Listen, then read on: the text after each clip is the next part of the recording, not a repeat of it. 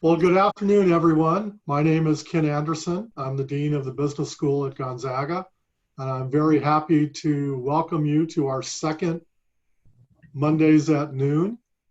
Today, we are extremely fortunate to have Jennifer West, not only an alum of Gonzaga, but the founder and principal of JPW Communications. And we'll be back with Jennifer in a second. But a couple of reminders. You should already be set to mute.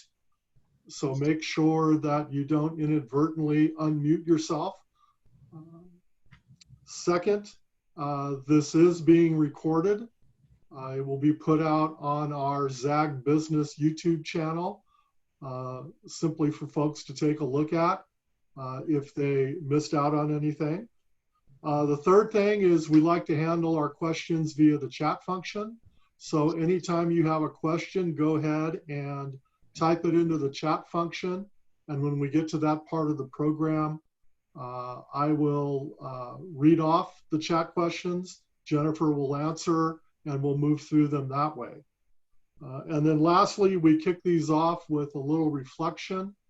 And I think today, a moment of quiet to think about all those who are suffering because of the coronavirus, whether that suffering is physically, emotionally, financially, socially, whatever. We know that there are many, many, many folks out there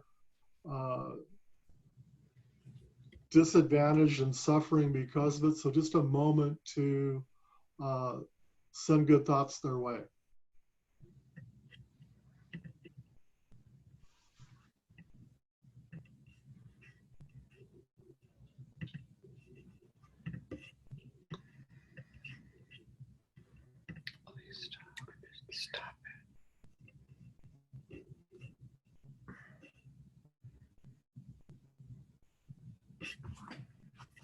Okay, with that, Jennifer, why don't you introduce yourself? Thank you, Ken and Molly, for inviting me to talk with you today.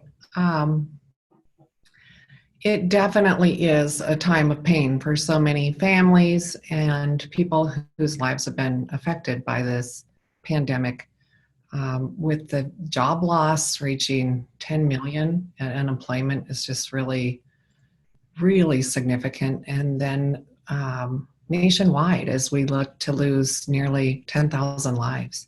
The impacts are so huge on so many people. So what I'm about to talk about today is just a little sliver of that, and to share some of my experience in how companies have and are working around COVID communications during this time of significant crisis. As Ken asked me to introduce myself, I am a Gonzaga graduate, and I'm a member of 4 generations of family members of Zags. My grandfather actually played football there at Gonzaga right around the First World War. My parents met at Gonzaga.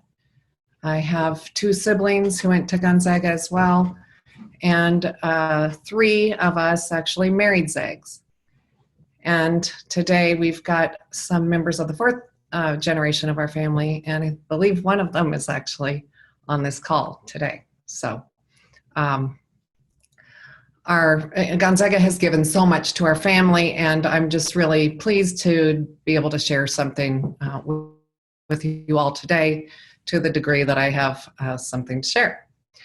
I started my career right after graduating from Gonzaga in journalism, and started out working as a reporter. And I learned very quickly that that was not my long-term career goal.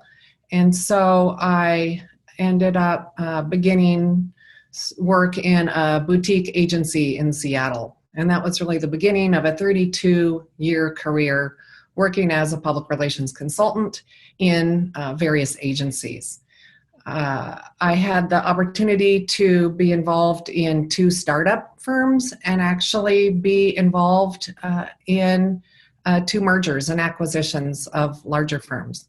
So the leadership and management role and responsibilities were as much of my experience as was the consultative side of helping solve clients' problems and helping them manage their reputations. My last employer was one of the leading global public relations firms called Hill & Knowlton Strategies, where I spent my last kind of 15 years working in management and leading the corporate practice for the Pacific Northwest. And in that role, I worked in a variety of industries, both corporate communications, corporate reputation, public affairs, in healthcare, banking and finance, wood products, forestry, and many other industries. So you could call me a generalist as a communications consultant. And kind of fast forwarding that to today, after the last downturn and recession, I decided it would be a good time in my life to make a change. And so I stepped away from Hill & Knowlton and have been consulting on my own for the last few years. And it's given me a great deal more flexibility and time to work with clients who are doing interesting things and being able to kind of, choose the clients that I want to work with. And I feel really fortunate to be able to do that today. So before we move on to kind of the transition from corporate to your own consulting firm, as you talk to our students, any words of wisdom or anything you would share about the differences between the types of organizations you had experiences with? Because you have a variety of companies that you have worked for. Yes. And actually, I would go back to right after I graduated from Gonzaga. At that time, I wasn't sure what I wanted to do and where I wanted to work, but what I was sure is that I didn't want to work 24/7 as a journalist anymore. And so I set out to do some research within the communications, kind of under that umbrella, knowing that there were so many different kinds of jobs and roles. So I did a little research on my own and did a lot of informational interviews. And keep in mind, that was a time in the late 80s when, right after Black Friday, that we were in a recession. And knowing that there were not a whole lot of jobs available.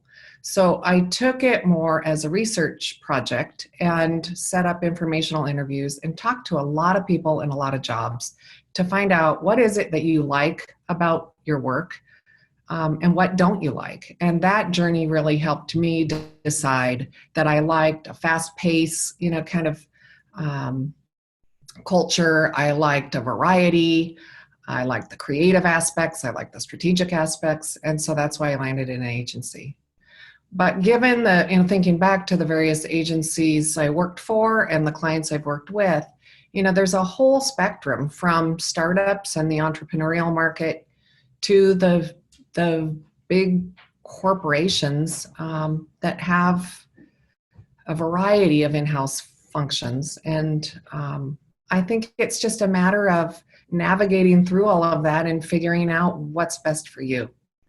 So meet with people, tap the alumni network, and don't think that you need to know now, because you probably don't, what the best fit is for you. But talk to a lot of people, and that'll help you kind of focus in, I think. Well, that certainly is timeless advice, right? I mean, that is something that I think all of our students have heard at least once or twice, or maybe 5 or 6 times. Did you find most people were willing and open to talking with you at that point in your life? Absolutely. Absolutely. No question about it. Okay. Well, talk a little bit about the transition from working for somebody else to working for yourself? You mentioned uh, having more freedom, I guess, and independence with things, but what else was involved in that transition from the organizational life to the self-employed life? Well, like I said, that having the flexibility, not only in your personal life to choose how you spend your time more freely and have far less pressure, I think, in terms of demands from all facets of a large company.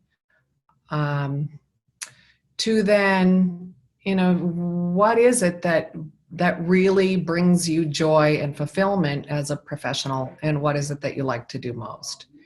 And by getting back to being on my own as an independent consultant, it allowed me to really focus on choosing clients who I wanted to work with. And really kind of the criteria that I set out for myself was I want to work with clients who are, smart and doing really interesting work, not only as professionals, but as companies. And at the end of the day, whose companies and organizations are making a difference in our world and really purpose driven. And that helped me hone in to have a lot more fun again in the work that I do.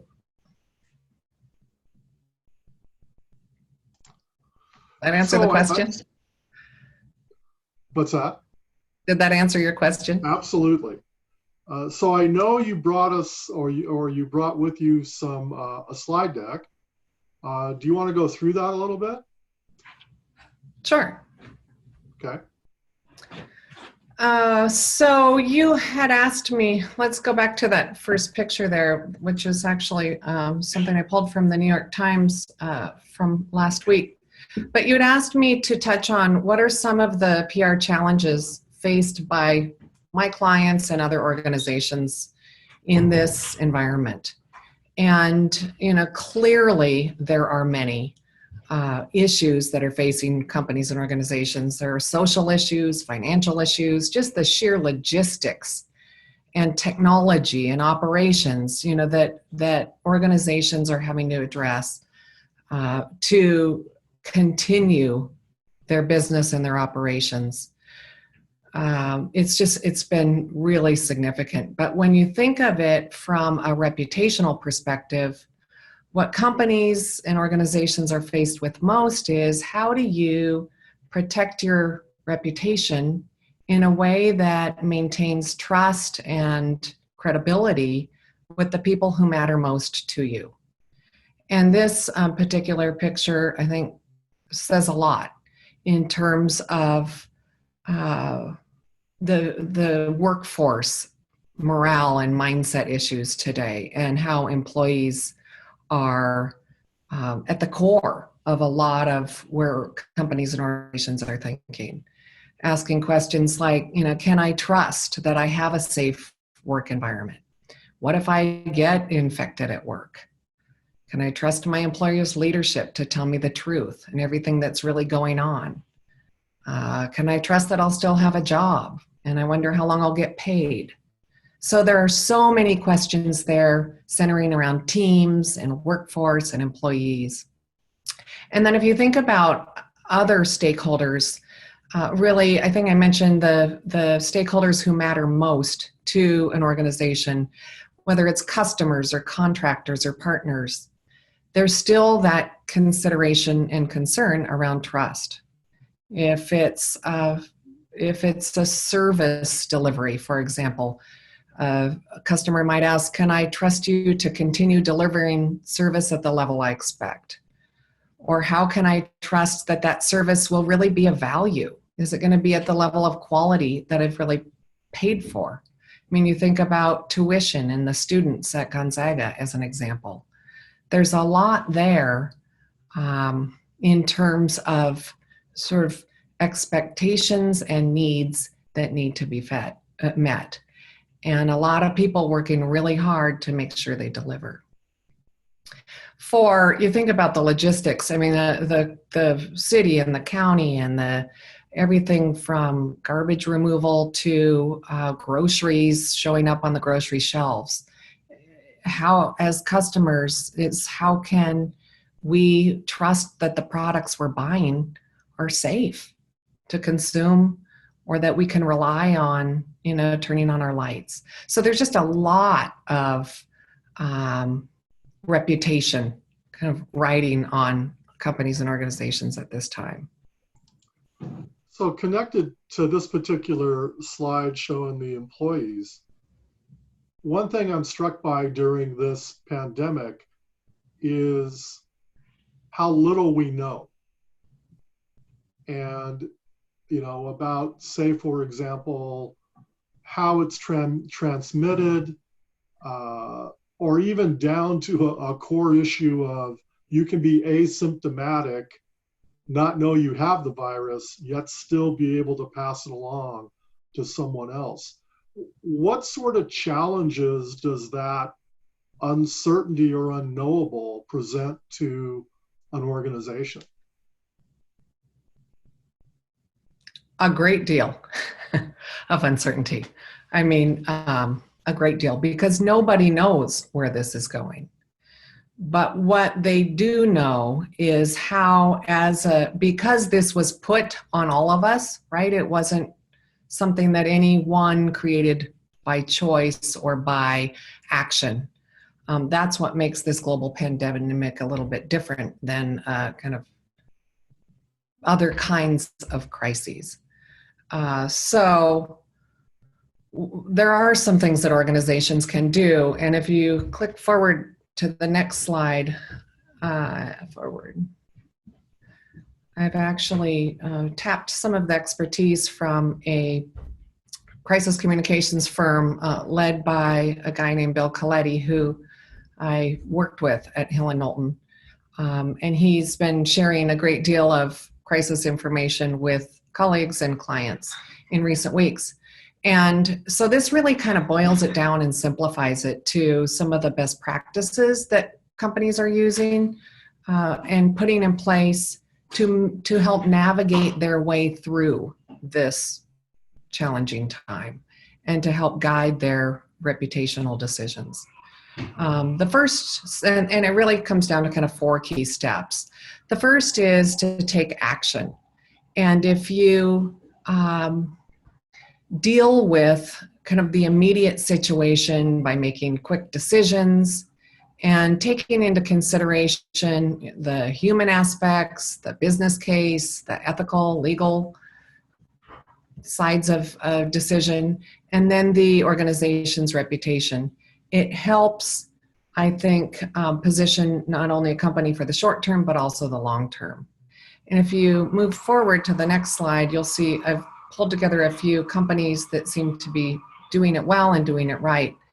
And in this case, you'll see the web page photo from Target, where their response to coronavirus was very, very strong and very timely, given the emphasis placed around their workforce and their customers. And you'll see then kind of the next principle is to emerge with authority. And an organization's response will be so much more credible and make a much greater impact if the company's leadership comes forth quickly. And so you see down at the bottom of that page, the CEO has been doing a series of videos and updates, not only for internal employees, but also externally. And they have launched a variety of other, kind of initiatives as well to be more proactive and responsive. Another company that's doing a great job with internal and external communications is Marriott International. And you'll see at the bottom of this slide, I pulled from Twitter a video that the CEO has posted as a message to their employees. And there have been a series of them over the course of the last 2 or 3 weeks that are very personal, empathetic, and really speak to the needs and priority of the workforce. So those are a couple of examples, Ken, of things that are being done within, kind of that framework of reputation management. Outstanding, thank you. So one of the balances that I assume is the balance between being strong and proactive on the one hand, but not getting too far out in front on the other. Yes, exactly. So that's where that third step in that reputation management best practices is pausing to assess. Once action has been taken, leadership has spoken, there may be some communication that's gone out to the audiences or publics who matter most, then really taking a step back. It doesn't have to be a formal research step, but really to listen and assess, what's going on now around the pandemic, that because it's moving so quickly and times are changing and the whole situation is changing, that maybe you could do differently or add into the messaging or into the mix. But taking that step to really pause and really pay attention to how your employees, customers, other stakeholders are responding, and then reframe your action accordingly. And to that point, then once you do reframe your action accordingly, what are those programs or activities that you can introduce and layer on top of what has already been done? One example of that would be we're seeing so many companies leveraging their core competencies and their strengths by helping with the sort of the health crisis. Some companies are making masks, others making ventilators. I mean, here in Spokane, we saw Dry Fly Distillery making a hand sanitizer and passing it out. So those are some of the kinds of actions that companies are doing quite effectively that aren't only just the right thing to do because they have those resources, but also to give them some reputational equity.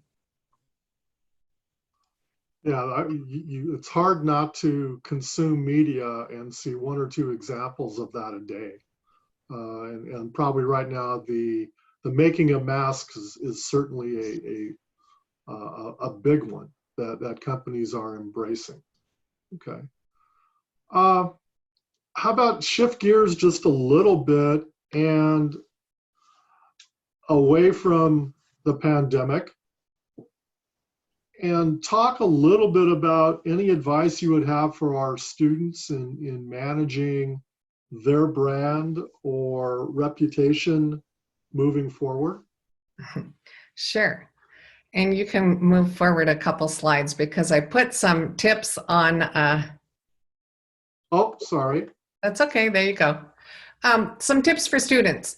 And it's this is, I think all of us as human beings and as Americans and as residents of Spokane and as part of the Gonzaga community, each have a responsibility to contribute and to help and to share and support the situation to the best we can. So I broadened it a little bit, Ken, with my tips being beyond sort of career search to also ways that everyone can participate. But the first is, even though you're learning online and even though your world has changed by not going to class every day and doing kind of traditional higher education, my encouragement would be to commit fully to Gonzaga and to this semester and to your education, because we know that a lot of professors and the university are working really hard to help your success. And it'll be as important for you to invest all your time and energy and support of your peers and your professors to make it successful. So get the most out of it, even though it's really different. then you can. Another suggestion would be to take some time to really reflect and create a journal. As I said in 1987, when I graduated and was looking for my first job, and in the midst of a recession, there were so many challenges to find even job openings, let alone land a job. And so this moment in time will be something that will be really great for you to think back on in 10 years and 20 years and 30 years as recessions happen again, on, what was going on in your world? What were you thinking about? What were your struggles?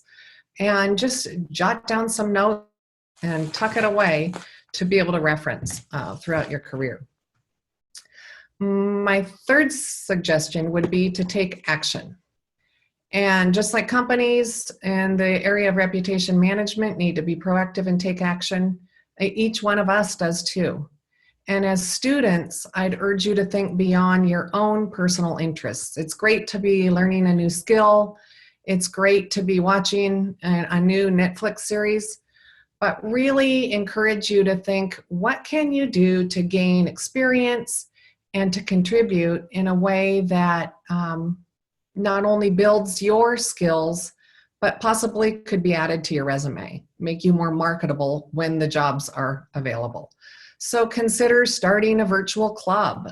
Consider starting a special interest group, or creating something that doesn't exist today. My fourth suggestion would be to kind of learn and grow. And this would be intellectually as it relates to your class load and your education. There's a lot of things, opportunities for people to learn how to cook, learn how to do yoga, learn how to do kind of more personal things. But there are also lots of online classes being offered. There are webinars, TED Talks. Bill Gates has done a couple really great ones. Look at the recommended reading lists on business and management and some of the top books. Again, thinking about you are building your competencies and you're positioning yourself to be a stronger job candidate than others. So thinking, challenging yourself. How can I use this time to grow? And then the next one would be to help others. And this is, like I gave the Dry Fly Distillery example, leveraging their core competencies. What do you know and what do you know how to do that you could contribute and make a difference? And that could be something, again, that goes on your resume or not. But there are, again, lots and lots of volunteering opportunities right within our neighborhoods of helping to go get groceries for someone, or, a celebrity who's launched an online reading to kids program, and everything in between. So get involved and volunteer and make best use of your time. And then another one, and this could be really kind of fun for you business students, to innovate. And what I mean by that is, in a down economy, typically coming out of a recession, some of the most successful new companies and new products are launched. And this may give you an opportunity to identify a new need or a void in something. And for those entrepreneurs, you can put your heads together and create something new. Could be a time to launch a new company. I bet a lot of you have internships either close to being finalized or already in place for the summer. So my next suggestion is to be really open, flexible, and adaptable, knowing that maybe your internship won't happen. And if you haven't heard from them yet, whether it is happening or not, I'd encourage you to reach out and communicate and stay in touch to either confirm or share updates of where you are physically and how you're continuing to go to school. But you want to make sure that you stay flexible and adaptable, and know that you may need to offer to do a project or two, or take on a project or two for a company or a nonprofit, and really be aware that those traditional internships for this summer are likely not going to be there, given the significant impact on companies. And that moves on to number 8, which is adjust your expectations. And for those of you who've landed jobs and after your graduation, you're expecting to move into your first job in May or June or July, that same thought process follows, in that it may not happen when you think it's going to happen. Maybe the start postponed, maybe the job gets eliminated. And you'll just need to make sure that your expectations aren't so completely set on that one job, because it's such a fluid time.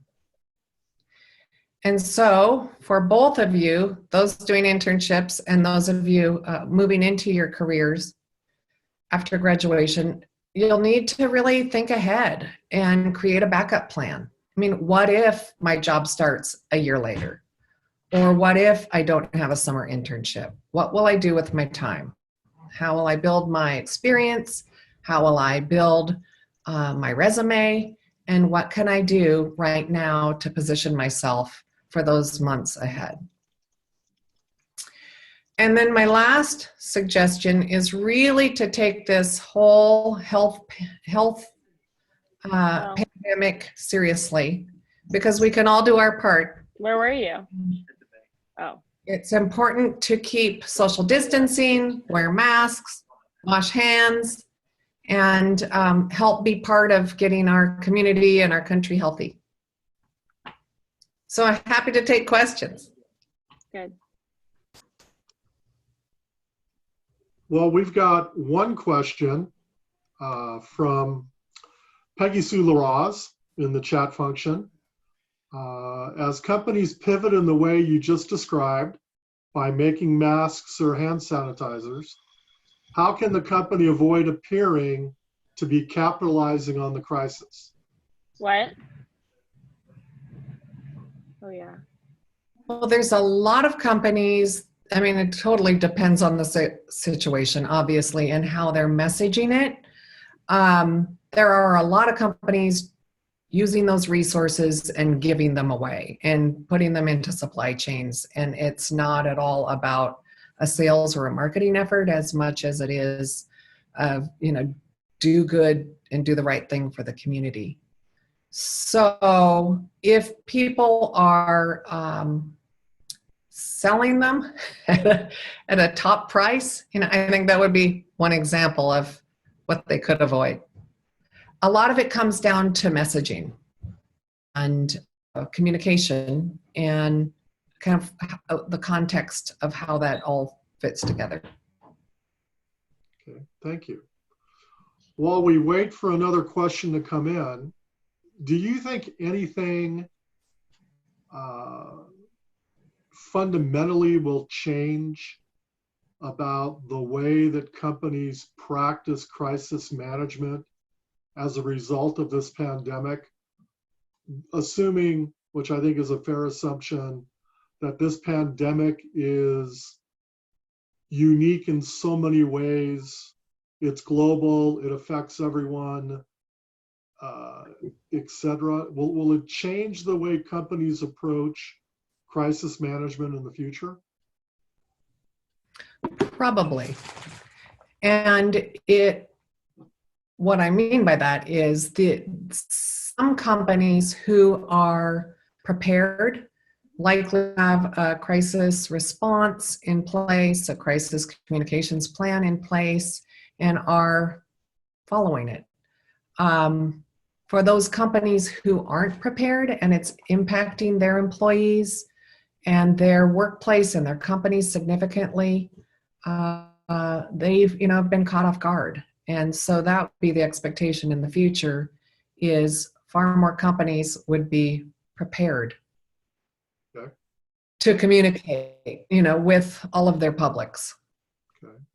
We have another question from Laura. For a career in PR, what skills do you recommend developing beyond the ones we learn in the classroom?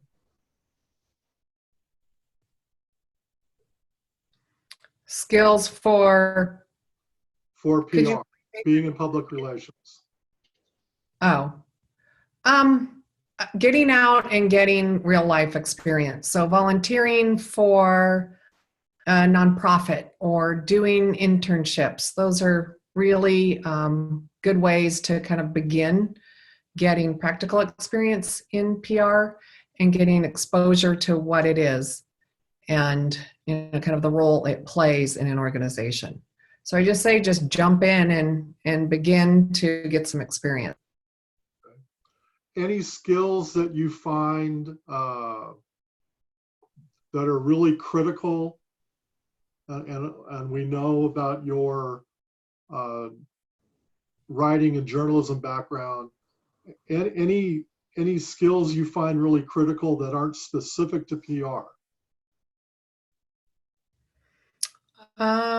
Well, depending on which route you want to take, in the area of government relations, having some experience in politics would be a good way to go.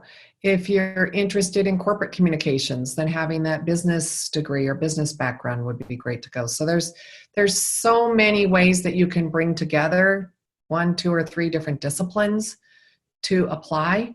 That's on a more broad, I guess, spectrum, but more specifically, the digital media, the social media, and then the traditional media, in knowing as fundamentally as what makes news and what is a story, and being able to write a press release that has a strong lead. Those are all fundamental requirements that are just needed in order to begin a career. Okay, thank you. A question from Quinn. What might be a skill or project you would take on to boost your resume if the traditional internship doesn't work out? Well, I think you'd have to talk to your future employer to ask, if they don't have a 3-month internship any longer, what was the nature of the work to be? And then how could you take a portion of that or a project from that organization? I just don't have any specific ideas. Maybe there's an event that they were planning to hold in the summer and it has to be scaled down to 20 people and be a series of events instead of 1,000 people event or something. I have no specific examples at this time, or writing content or doing social media management that would be a virtual, kind of a role. You could almost brainstorm it with your place of employment. Other questions for Jennifer? Oh, here we go, from Jasmine.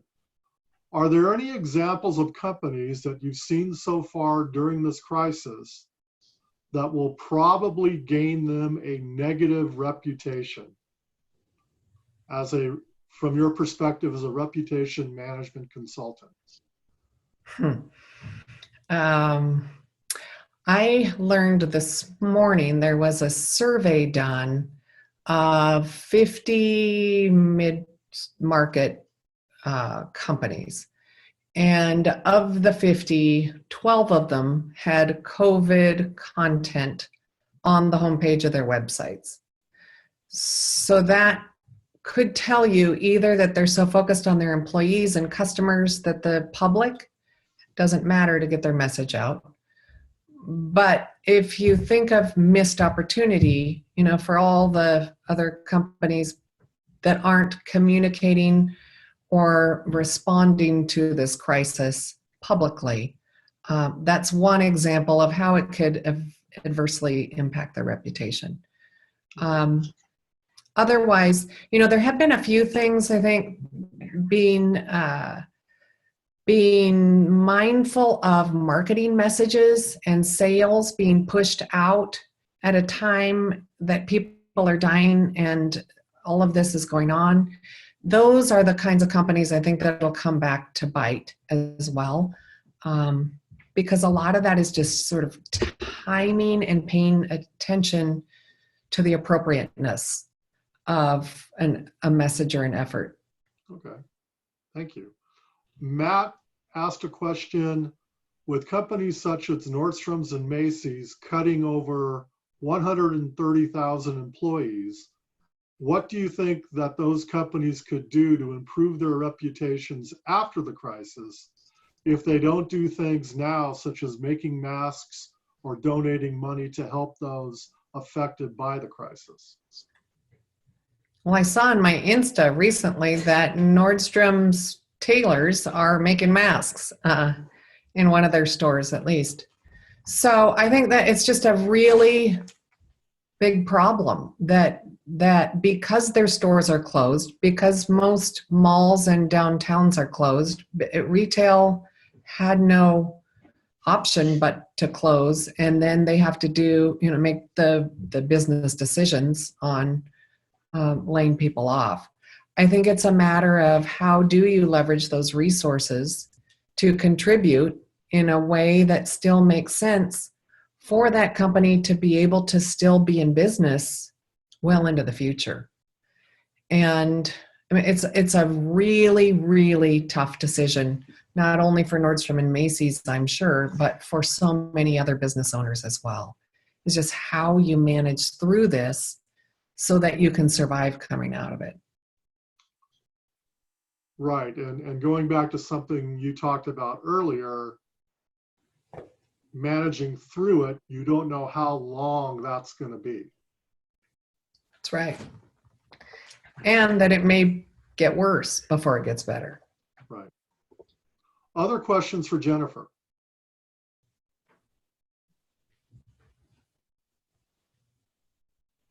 Okay. Well, Jennifer, thank you very much. This was wonderful. I appreciate you taking the time sharing your expertise and knowledge with us. And I hope that we can do it again sometime. Thank you. I appreciate it. Take care. Everyone stay healthy. You too. Thank you. Bye-bye. Thanks, Jennifer. So I'm going to stay on for a couple minutes if you have any questions about the business school or the university, and I'll answer those. But if you're checking out right now, as Jennifer said, be good and stay healthy.